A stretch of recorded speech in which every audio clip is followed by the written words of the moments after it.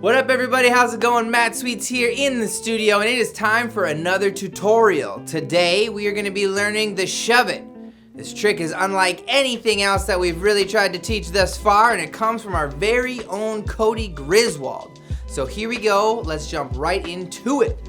I'm going to try to do one first to show you what it looks like. You know a pop shove it in skateboarding? It just spins vertically, horizontally.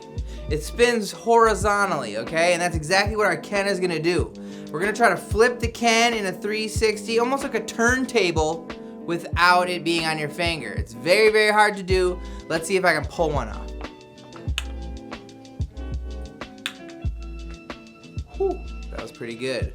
Now, there's a few ways to do this. There's a lot of ways to mess it up. So we're gonna go over a few of these things so you know exactly what to hone in on. The first thing you're gonna notice when you start to do this trick is that the Ken's gonna wanna tray. The Ken is gonna naturally, at the very end, wanna spin to the little cup. So your job during this whole trick is to make sure that the big cup is staying up the whole entire time. That's what makes a shove it. When you start to tray it, it turns into a different trick. We'll call it a varial, because that's when we start flipping. But our goal today is to keep it from big cup to big cup, much like a turntable, without it being on your finger, okay? So the first thing we're gonna do to try and hone in on this trick is really bend our knees and give ourselves lots of time. It's not a trick that you wanna speed through, because the faster you flick it, the better chances you're gonna cork it. So what we wanna try to really do is bend down and give ourselves lots of time to try and catch that Ken.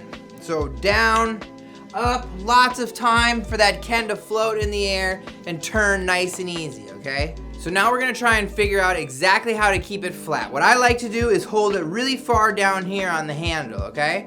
When I have it a little bit closer, it's hard for me to get that flick I need to keep it nice and flat. The next thing is when we go down up, our arm and hand is trying to pull this completely sideways. We're not trying to go up or down. Anyway, all we're trying to do is go left to right.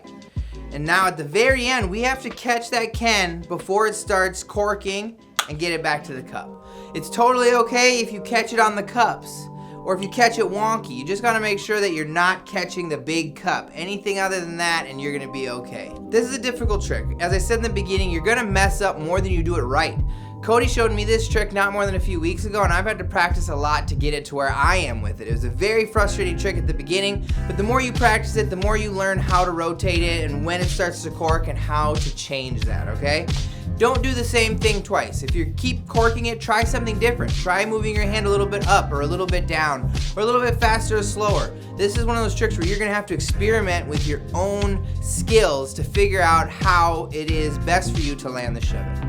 But the perfect shove it is one that you don't have to adjust your grip for anything, just like that. Thank you very much for tuning into this tutorial. It's a very difficult one and a very weird one, but I know you're gonna love it. Cody loves this one and Ken because it gets players like me a K every single time. So go practice, challenge your friends, and we'll see you next time for the next tutorial. Thanks for tuning in. Peace.